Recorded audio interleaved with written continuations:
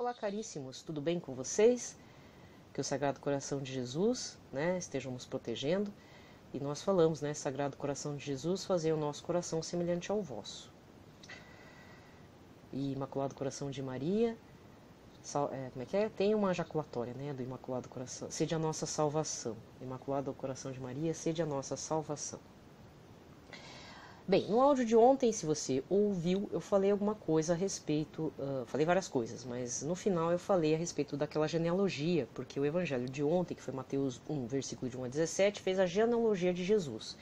E dentro do Antigo Testamento existe uma parte lá da Bíblia, que até esqueci, não lembro se é Números, Crônicas, que é feito várias páginas de genealogia, que começa desde Adão e vai indo, vai embora, E às vezes é a parte que a gente acha chata.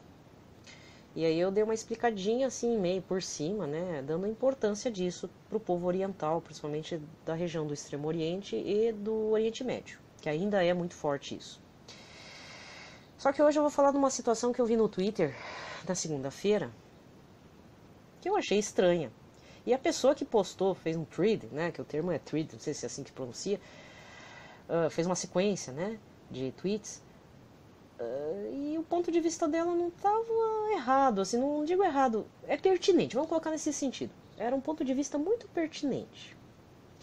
Parece que a justiça, não sei se é a Justiça Federal aqui enfim, é algum órgão público aqui do Brasil que detém as informações, principalmente dos imigrantes e famílias aqui no Brasil, que vai fazer uma parceria com uma plataforma chamada Family Search, em inglês. E a pessoa que fez o tweet, eu não vou revelar, mas também eu esqueci, falar a verdade. Mas foi um negócio tão interessante, eu não sei se é uma fake news, mas vale a pulga atrás da orelha. Essa plataforma Family Search, eu nunca usei, mas dizem que as pessoas podem pesquisar de onde que vem a origem de suas famílias. E eu tenho uma certa... assim, eu fico um pé atrás com relação a essas plataformas de pesquisa desse tipo. E aí a pessoa foi fazendo o thread, e eu verifiquei que quem organiza a Family Search, essa plataforma, são os Mormons. Talvez você esteja se perguntando, e daí, Bom, e daí? Daí que, bem, mas o que essa instituição religiosa,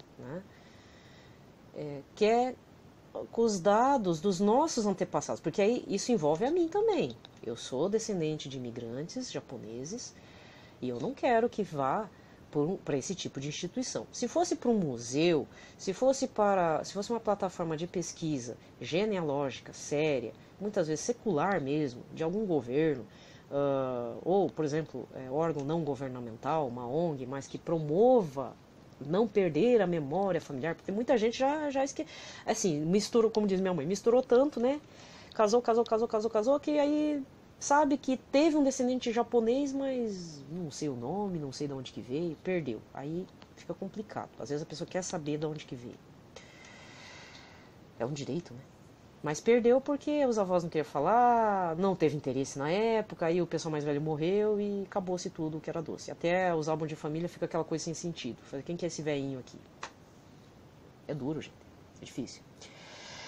E aí as famílias acabam promovendo aqueles grandes encontrões, acabam fazendo livros, fazem uma pesquisa, aí tem uma pessoa que se interessa, realmente faz uma pesquisa histórica, junta fotos, vê que às vezes houve uma troca de letra, mas é da mesma família. Aqui, por exemplo, tem um caso de uma família italiana chamada família Túlio, que agora se espalhou pelo mundo, A família Túlio é de um ramo só, veio os descendentes, os imigrantes vieram aqui na região do Paraná e tudo, formaram famílias e tudo se espalhou pelo mundo. Então eles fazem encontrões aqui em Curitiba, mas já está há várias gerações. Mas nem toda família é organizada, Nós sabemos disso. Aí se perde no tempo e no espaço, e às vezes porque tem um nome, Silva, Santos, e etc. Até a família Cavalcante, seja Cavalcanti, Cavalcante, diz que é da mesmo ramo, são todos meio que parentes. Tinha uma pesquisa que falava isso. E aí eu estou trazendo à tona essa situação por uma questão assim, porque aí ela colocou, eu não conheço o procedimento do Family Search e não estou nem denegrindo a imagem dos Mormons, pelo amor de Deus. Mas, pelo que eu entendi no thread aí do tweet da moça, ou da pessoa, diz que os mormons têm um interesse em, como é que é, converter até os mortos, seja por um batismo, não sei se é um batismo de intenção. Aí aquilo me chamou a atenção, eu falei assim, ué, como é que é o negócio? Eu não tô permitindo que façam algum rito de batismo, de conversão para os meus antepassados. Eu faço isso, se for o caso. Pelo que eu entendi, era algo assim. E o que me chamou a atenção é essa questão. Por que o governo brasileiro está dando essas informações dos imigrantes? Porque o governo brasileiro tem acesso. E está tudo registrado em livros atas de famílias que chegaram de cada navio.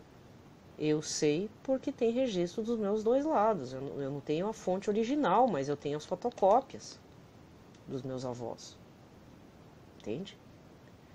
E se você é descendente de italiano, de polonês, de ucraniano, de chinês, de tudo, do que for, o governo tem registro. Não pense que o Brasil é bagunçado, parece bagunçado, né? Nós é que bagunça a coisa. A gente que fica chorando, desculpa falar, brasileiro também exagera um pouco, né? Em vez de guardar os documentos, perde os documentos e chora. Não é assim, gente. Tenha um pouco de respeito pelos seus próprios documentos, né? O governo brasileiro, ele tem uma estrutura confusa, burocrática, em parte, sim, mas ela é muito certinha com certas coisas. Elas guardam. Por isso que eu falo, eu já falei no áudio anterior a respeito que a parte das paróquias, vamos supor, você mora numa cidade do interior, vamos colocar uma cidade do interior bem pequenininha. A paróquia tem 80, 90 anos, pois saiba que mesmo carcomido, as traças comeu, roeu, tudo, mas existem os livros documentais, fontes que a gente chama, historiador chama de fontes primárias, de batismo, data de batismo, data de casamento, data de falecimento, quem casou com quem, e assim vai, as proclamas, tudo, tem tudo lá. Se você fez comunhão, se fez crisma, tudo está registrado. Tá? Então não vem com esse papo, eu me mudei e perdi a certidão de batismo, a paróquia é muito velha, não vai ter documento. Tem documento sim, faz procurar. E se não existe arquidiocese, diocese pra quê? Aí, gente, por favor. Inclusive, nós historiadores usamos essas fontes primárias dentro dos territórios paroquiais, dentro de alguma paróquia. Por exemplo, teve gente que fez pesquisa aí sobre os anarquistas, não, desculpa. Não ia ter registro de anarquista, né? Mas, assim, para ver quem eram os imigrantes em determinada região da cidade aqui do Paraná, chamada, sei lá, Prudentópolis. Aí vai ver lá, é ucraniano, um pouco de italiano, um pouco de alemão, um pouco de polonês. Na verdade, eu nunca estudei Prudentópolis, né? Me surgiu. Mas existem outras regiões aqui que existe um grande fluxo de imigrantes. Então tem um maior número de imigrantes italianos vindo do norte da Itália. Porque italiano também é complicado, né? Tem o pessoal do norte, tem o pessoal do sul. É diferente. Até a parte da língua é um pouco diferente, a cultura é diferente. É que nem no Brasil. Tem a região nordeste, tem a região sul, tem a região sudeste, tem a região centro-oeste, tem a amazônica. São culturas diferentes, né? E aí pelo nome você descobre se aquela pessoa, por exemplo, lá na Itália, era do norte, era do sul, até pela compleição física, né? A gente vê umas pessoas assim que se dizem descendentes italianos, mas tem um olho azul, tem um olho claro, pele mais clara. Se for da região mais... se for do norte é mais parecido com os nórdicos, alemães, austríacos, etc. Aí se for do sul você vai ver que o pessoal tem uma pele mais morena, mais queimada mesmo. Sicilianos, por exemplo, são outra cultura. E aí os historiadores, a partir da história da família, a gente faz essa situação aí, verifica que tipo de cultura eles tinham, o que desenvolveram, que tipo de culturas agrícolas, casavam entre si, não casavam, de repente tinha muita miscigenação entre povos, por exemplo, o italiano casava com o polonês, e etc, etc, etc. Por exemplo, se eu for falar dos japoneses, até para mim é mais fácil, né? O japonês se casava com o japonês. Aí era do norte, era do sul, era da região central, era da região de Tóquio, era a região mais quente, mais fria, e assim vai, né? E fora umas outras situações que aí eu já não vou falar porque aí perverte todo o áudio. Mas existem umas questões assim de que não é bem japonês, não é visto como japonês, a partir do sobrenome, e aí vem os preconceitos, né? Interno aí da própria raça. Por isso que eu não quero entrar muito nesse assunto. Mas existem... Então, por exemplo, por que tem mais imigrantes japoneses, por exemplo, no norte do Paraná e interior de São Paulo? né? E não tanto aqui mais para o Rio Grande do Sul, por exemplo.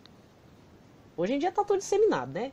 Mas existem, né, a partir de registros até de certidões de nascimento, da parte civil, como da parte católica, né? Certidões de batismo são consideradas ouro, assim, fontes muito importantes, para ver o que aquela comunidade que se congregava a partir daquela paróquia fazia o seu social, suas políticas, quem que era mais lá, né? Quem que era a família tradicional, de repente, que virou tradicional, etc, etc, etc. Aí levanta algumas questões, e isso tudo a partir de fontes da própria igreja, aquela igreja local. E quanto mais antiga a igreja, mais fonte primária aquela igreja tem. E aí, se você é daqueles que, de repente, eu estou falando para um futuro historiador, ou para um historiador mesmo, não se esqueça de usar luva e máscara, né? E óculos de proteção, porque senão você vai respirar aquelas folhas mofadas lá, você é capaz de pegar até uma doença, né? Entrar nos pulmão da vida. Mas é bem interessante você fazer o arrolamento de famílias que se batizaram. De repente você também pode descobrir oscilações, uma fase, todo mundo queria batizar naquela igreja, depois de repente parou. O que aconteceu com os fiéis, né? Por que aquela igreja foi construída naquele local? Então tem várias coisas que dá para ver aí.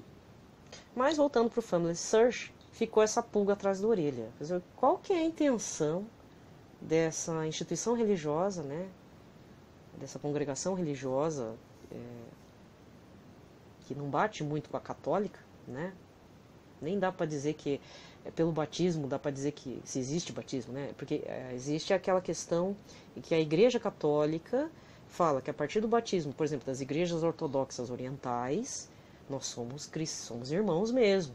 E entre outras igrejas até protestantes, né? Acho que se não me engano a anglicana e algumas, agora não lembro, eu acho que a anglicana também faz parte também como irmãos aí pelo batismo. Mas algumas outras não. E aí eu fico preocupada porque eu tenho responsabilidade sobre os meus antepassados. Eu gostaria que você, caro irmão, cara irmã, tivesse responsabilidade pelos seus antepassados também. Pedisse que o sangue de Cristo pegue uma devoção e coloque todos os seus antepassados que você não conhece. No Antigo Testamento existe essa questão de maldição, né? De você amaldiçoar ou bendizer sua geração até a quarta geração, ou para trás, para frente, uma coisa assim. Eu já li isso. Abençoar ou amaldiçoar. Então é preciso tomar cuidado com esse tipo de coisa. Esse tipo de informação é válido para quem? Né? Então, não é que eu acredite no que eu li no tweet. É necessário ver se não é uma fake news. Mas a parte de ceder informações para o Family Search, isso é real, porque eu já vi o tweet oficial do órgão do governo. Qualquer coisa você coloca no Twitter, hashtag Family Search, e vai lá e pesquisa que você vai encontrar. Vai ter essa abertura de informações para essa plataforma. E, falar a verdade, eu não gostei muito. Sou muito crítica a isso. Que nem eu falei, se fosse um museu, se fosse uma ONG que promove a não perder a memória das famílias, ótimo. Até se fosse uma organização dentro da psicologia, porque dentro da psicologia clínica mesmo, dentro da psicologia existe a parte de psicologia da família que faz o rastreamento até de gerações. Tem uma questão geracional. Até existe um programa chamado GenoPro. Só que é só o psicólogo que vai entender aquilo, porque é um estudo de uns psicólogos americanos da cognitiva comportamental que fazem um rastreamento dentro da genealogia se existe, por exemplo, depressão, se a pessoa cometeu suicídio, e de repente isso está reverberando e causando um transtorno dentro da família. Então, dentro da psicologia da família, se você também é ligado a isso, você vai descobrir que existem estudos fortes, consistentes, a partir dessa questão do uso da genealogia para entender o comportamento daquela pessoa que o psicólogo está atendendo e se isso não é uma reverberação dentro da genealogia dele. Um vô que ficou doente de diabetes, de repente passou para o pai, para um tio, para um primo, e agora caiu no filho, e assim vai. Isso também causa transtornos psicológicos. Então eu não estou falando besteira, se você quiser, vê lá. GenoPro, é para existir ainda esse programinha. Mas se você quer leigo, não vai adiantar você fazer isso, porque na questão católica, dentro da RCC, já não é por aí. Quer dizer, não adianta baixar isso para ver. Mas, então que nem falei, procure lá o material do pregador Roberto Tanus, que eu sei que ele tem um material relacionado a isso, questão geracional e tudo. Procure saber o que é. Você pode acreditar ou não, pode se utilizar disso ou não, mas se for para sua conversão, ótimo, tá? Eu acho que é importante estar levantando essa situação. Bem, aqui termina o pitaco do dia, tá? Sendo assim, vamos dar início então à liturgia desta quarta-feira, dia 18, fazendo o sinal da nossa fé, que é o sinal da cruz. Pelo sinal da Santa Cruz, livrai-nos Deus nosso Senhor de todos os nossos inimigos. Em nome do Pai, do Filho e do Espírito Santo. Amém.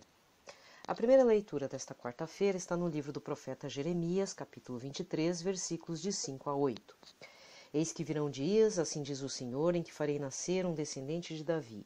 Reinará como um rei e será sábio. Fará valer a justiça e a retidão na terra. Naqueles dias Judá será salvo e Israel viverá tranquilo. Este é o nome com que o chamarão: Senhor, nossa justiça. Eis que virão dias, assim diz o Senhor, em que já não se usará jurar pela vida do Senhor que tirou os filhos de Israel do Egito, mas sim pela vida do Senhor que tirou e reconduziu os descendentes da casa de Israel, desde o país do norte e todos os outros países, para onde os expulsará. Eles então irão habitar em sua terra. Palavra do Senhor. No responsório de hoje, o Salmo é o 71, com o refrão: Nos seus dias a justiça florirá e paz em abundância para sempre. Nos seus dias a justiça florirá e paz em abundância para sempre. Dai ao rei vossos poderes, Senhor Deus, vossa justiça aos descendentes da realeza. Com justiça ele governa o vosso povo, com equidade ele julga os vossos pobres. Nos seus dias a justiça florirá e paz em abundância para sempre. Libertará o indigente que suplica e o pobre ao qual ninguém quer ajudar. Terá pena do indigente e do infeliz e a vida dos humildes salvará. Nos seus dias a justiça florirá e paz em abundância para sempre. Bendito seja o Senhor Deus de Israel, porque só Ele realiza maravilhas. Bendito seja o seu nome glorioso, bendita seja eternamente. Amém, amém. Nos seus dias a justiça florirá e paz em abundância para sempre. Nos seus dias a justiça florirá e paz em abundância para sempre. Aclamação. Aleluia, aleluia, aleluia. Aleluia, aleluia, aleluia. Ó guia de Israel, que no monte do Sinai orientastes a Moisés, ó vinde redimir-nos com o braço estendido. Aleluia, aleluia, aleluia. Aleluia, aleluia, aleluia. O evangelho de hoje está em Mateus 1, versículos 18 a 24. A origem de Jesus Cristo foi assim. Maria, sua mãe, estava prometida em casamento a José, e antes de virem juntos ela ficou grávida pela ação do Espírito Santo. José, seu marido, era justo e, não querendo denunciá-la, resolveu abandonar Maria em segredo.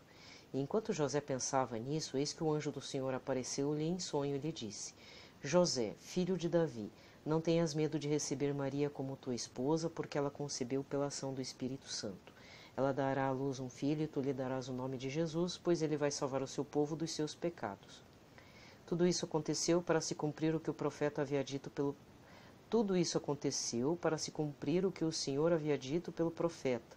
Eis que a Virgem conceberá e dará à luz um filho, e ele será chamado pelo nome de Emanuel, que significa Deus está conosco. Aqui termina a liturgia da palavra e eu vou finalizar todo o áudio de hoje com a antífona final pós-comunhão, que diz, Mateus 1, versículo 23, o seu nome será Emanuel, que significa Deus conosco. Deus está conosco. Caro irmão, cara irmã, então finalizamos aqui o áudio desta quarta-feira.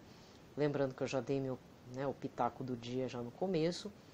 Desejo a todos que fiquem no Sagrado Coração de Jesus, na proteção de Nossa Senhora do Ó, ou da Nossa Senhora da Expectação, né? E que tenhamos uma ótima semana. Lembrando que eu fiz um áudio extra a respeito do dia 17 de dezembro, porque na realidade me fugiu uma situação e eu achei interessante fazer um pequeno áudio explicando a importância dessa data do dia 17. Tem várias coisas aí, mas eu não vou estragar, né? Qualquer coisa volte lá no áudio anterior. Não está no áudio da liturgia do dia 17, mas eu vou colocar considerações do dia 17 de dezembro. Então tem o áudio da liturgia, mais o pitaco do dia, de ontem no caso, né? E o áudio complementar, que realmente eu não vou acabar fazendo, eu acabei fazendo o upload para vocês estarem ouvindo aí alguns pontos que eu acabei deixando para trás, tá ok? Fiquem em paz, paz e bem.